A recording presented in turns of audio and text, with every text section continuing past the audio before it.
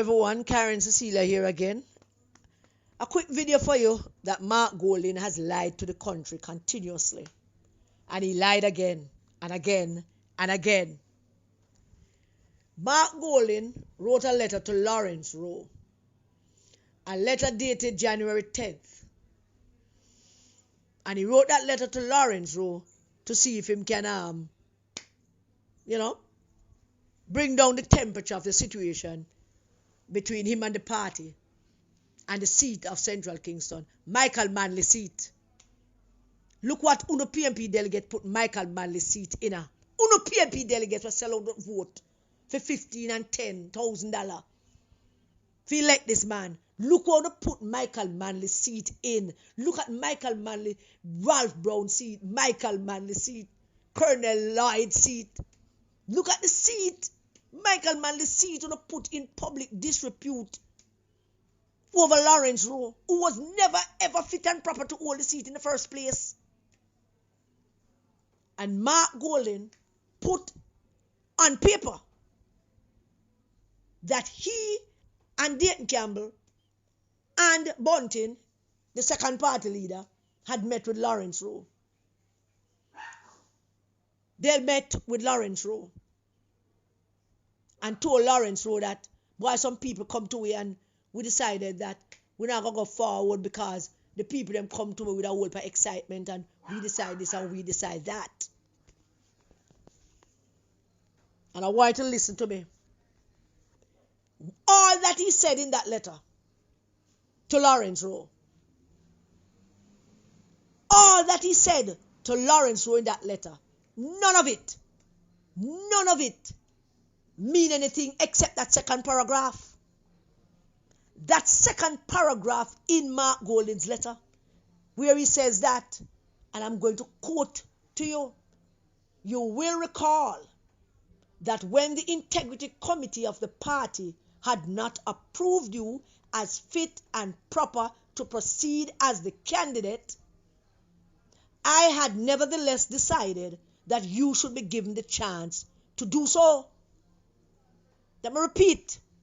Mark Golding wrote, you will recall that when the integrity committee of the party had not approved you as fit and proper to proceed as the candidate, I had nevertheless decided that you should be given the chance to do so.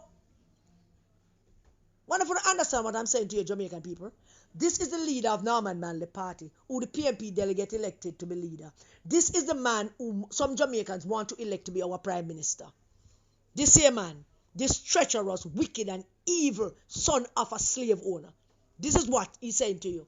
He's telling the country that his party set up an integrity committee on which the integrity committee in the party is supposed to meet with candidates, dig into their past, talk about things that are out in the public sphere, go through newspaper and news media clippings and say, this was said, that was written, what you have to say about this. Integrity committee should also have their bank records, them personal life, everything. And integrity committee is supposed to meet with the candidate and say to the candidate, we have all of these things. And based on the party's principles and based on the party's objectives and based on how the country is and based on how this is, you are fit or you are not fit. Mark Golding's general secretary, that pedophile named Dayton Campbell, came out into the public sphere and told the country that all the PMP candidates are in place, all have been signed off on, all have gone through the process, all have been signed off on by the integrity committee. I don't have that exact date and that clip for you yet, but I'm sure Jamaica 411 is going to get it and she will share it with you. Dayton Campbell came out and he said that all our candidates are in place. All have gone through the process. All have passed the integrity committee barrier. And we are ready. We're ready for the elections now. Just the government for call it. They went out and they lied to the public. How many of their candidates have they lied about? It can't be Lawrence Rowe alone. How many other candidates the integrity committee did not sign off on? How many of the 63 didn't meet the threshold that the integrity committee what is it that they give them? A thing, it can't come to me right now. How many of them did not meet that? The criteria, yes. How many of them did not meet that set of criteria that is outlined by the integrity committee? How many of those 63 did not meet that criteria? Did not meet that even a third of the criteria, but and how many of them the integrity committee right back to the party or reported to the party and said to the party, this man and this woman and this person does not meet the threshold of the criteria that they set out by the party and the integrity committee, so we are not recommending them. We don't think they are fit and proper. How many of them did not? Because Mark Golding's general secretary, Dayton Campbell, went out and said that the candidates were signed off on, the integrity committee signed off on them, everything is in place, they are ready. And now Mark is saying in this letter, you will recall, and I'm quoting what he wrote, you will recall that when the integrity committee of the party had not approved you as fit and proper to proceed as the candidate, I had nevertheless decided that you should be given the chance to do so. The integrity committee of the party decided that you are not fit and proper to proceed as a candidate. But I, Mark Golding, knowing what you did for me, knowing that the nastiness and the evil that you performed on my behalf and Bunting's behalf and Dayton's behalf and Angela's behalf, knowing all of that, I decided that them wrong. You don't have no integrity. You're not fit and proper. But I have decided that I'm rewarding you still. I'm giving the seat to you. You deserve it. Make you go and go take it because you do a whole heap of things for it. Remember I said the same thing? Remember when I spoke to him about the Dayton Campbell issue, he went on and moaned and groaned and said, yeah, but there was no evidence of that. And Dayton is him compadre and him feel comfortable with Dayton. I'm going to work with Dayton because Dayton, Dayton, we can't do this without Dayton. He had to give him general secretaryship in spite of the fact that I told him all these things before they came out in the public about Dayton Campbell. Remember I told you? I told Mark. I had a discussion with him. I said to him, say, you really should consider not having Dayton Campbell as a general secretary.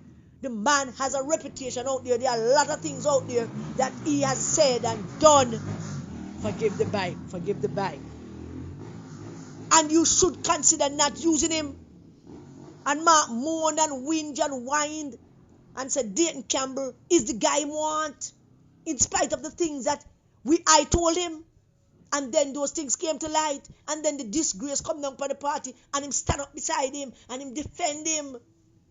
So that is what he was saying. He is saying to Lawrence Rowe in the second paragraph of this letter. You will recall that when the integrity committee of the party had not approved you as fit and proper to proceed as the candidate, I had nonetheless decided that you should do so. I had nonetheless decided that I am going to let you proceed. I am going to let you be the candidate. No matter what. Because you did so much for us. In spite of what everybody say, I am going to make you be the candidate.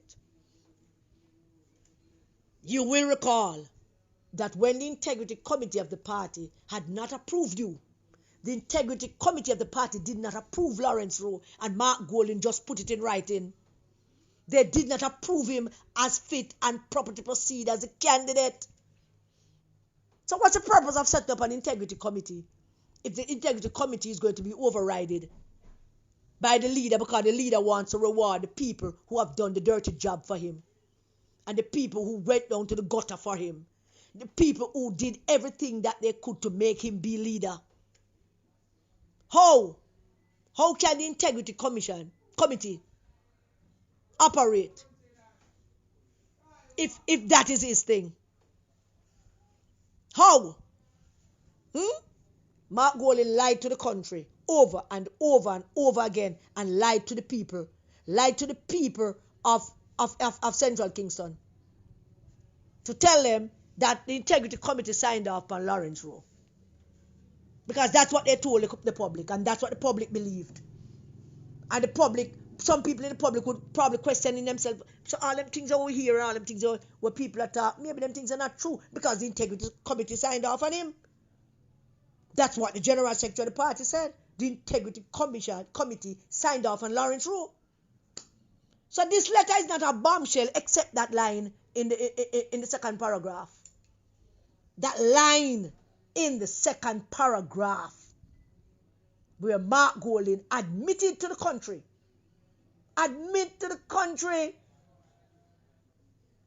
that Lawrence Rowe was not signed off on by the integrity committee, and him took matters in his own hands and decided to reward Lawrence Rowe and give him the seat, because that's what traitors do. When you're a traitor and you have a whole heap of evil people who you train to help you and to back you up, these are the things that will happen. They will reward you no matter what you did. And Lawrence Rowe knew that they would reward him. And now Mark Golding is saying that Matt take the reward for all the things that he did. And now Mark Golding have admitted to the Jamaican people that in spite of the fact that the integrity committee did not approve you, I gave it to you. And I want to remind you that I did. So him also a blackmail Lawrence Rowe to remind Lawrence Rowe that him never qualify. And even though him never qualify, him tell himself for go and go run. I'm a remind Lawrence of that. I tell Lawrence I did all of that, even though you weren't qualified and you weren't fit and proper. And the integrity committee said no. And even though all of that happened, I gave it to you and I said yes. Go and go run. And now Mark Golding put out him letter to say that you will recall that when the integrity committee of the party had not approved you as fit and proper to proceed as a candidate, I had nevertheless decided that you should be given the chance to do so. And then went on to give some whole foolishness about the deplorable condition of constituency as his reason. But there's also the dual argument that it is now Mr. McGregor, the former police officer, who's going to get the seat. And they should prepare for season 2 of this Netflix series, because already and questions are coming for questions have surfaced about Mr. McGregor's integrity. Questions are coming out. People are now asking that the police force put out Mr. McGregor's record. People are now asking for everything about Mr. McGregor, because people now have doubts and lots of things start surface now about him, about his integrity, about his character, about his time in the police force. Nothing can be hidden for long. Certainly if it's evil, it's not hidden for long. So Mr. McGregor, and that is going to be season 2. That's going to be season 2, because if Mr. McGregor is going to be appointed by the party, as is suspected by some, and as some people in the party have confirmed according to some media reports, that is going to be him, already people start talking about him. What is going on? Already people start talking about Mr. McGregor. So we should stay tuned for season 2, because I'm sure people all kind of things going to come out in the public sphere about Mr. McGregor. What Mr. McGregor did, things that he did that some might have heard of and some people speculating of. And that we have to stay tuned to hear from. So I just wanted to bring you this breaking news right at this moment. Thank you all for listening to my rant. Remember to like the video and send out a pithy comment. God bless you all. Stay safe and keep the children safe.